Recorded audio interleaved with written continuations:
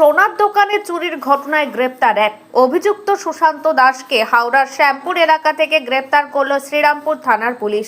গত মঙ্গলবার শ্রীরামপুরের বউবাজার এলাকায় একটি সোনার দোকানে ক্রেতা সেজে ঢুকে 7টি সোনার হার ছিনতাই করে পালায়।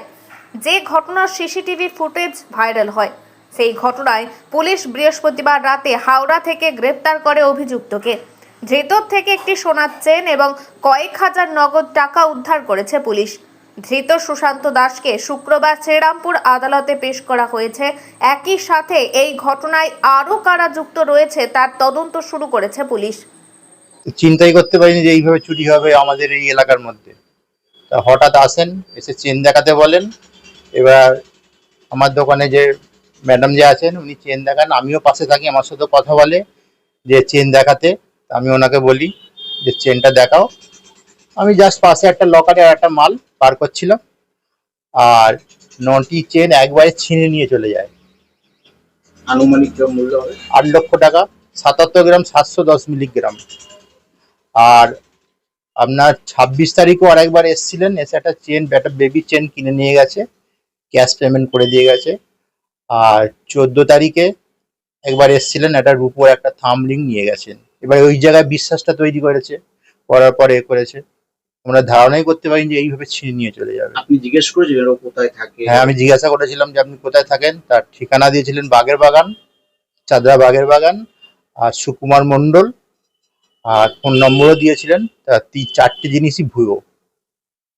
সেদিন ঘটনাটা কি হয়েছিল?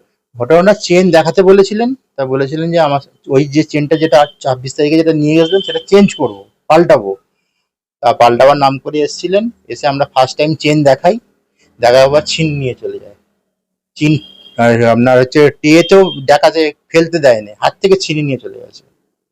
তারপর আপনি তাড়া করেছিলেন? হ্যাঁ, আমি তারপর তাড়া করেছিলাম, বলে আমি জাস্ট বাইরে বেরিয়ে গাড়ি স্টার্ট দিয়ে রেখে দিয়েছিলাম, ধরতে পারিনি, বেরিয়ে চলে গেছে।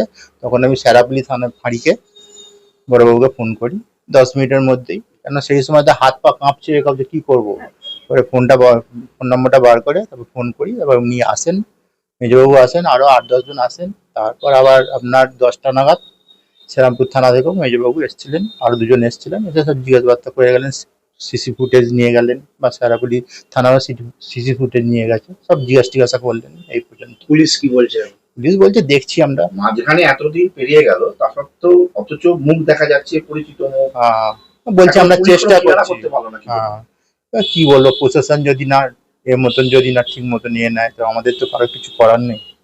আমরা ট্যাক্স দিয়ে দিয়ে রীতিমতো সবকিছু দিয়ে কাজ কারবার করছি, আমাদের তো কোনো নিরাপত্তা নেই। হয়তো কিছু আমাদের তো মেয়েরাও দিয়ে যেতে পারতো।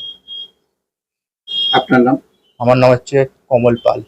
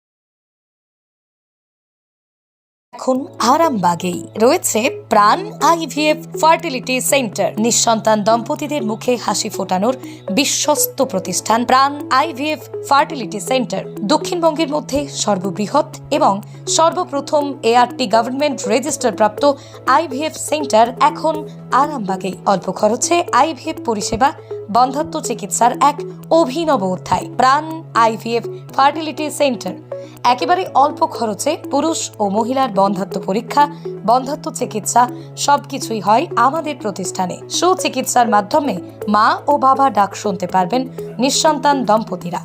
তাহলে আর দেরি কেন? আজই যোগাযোগ করুন প্রাণ আইভিএফ ফার্টিলিটি সেন্টারে। ঠিকানা বসন্তপুর, আমতলা, 2 নম্বর রেলগেট, আরামবাগ, হুগলি। যোগাযোগ নম্বর 7865858781 অথবা যোগাযোগ করুন 7908098172 এই নম্বরে।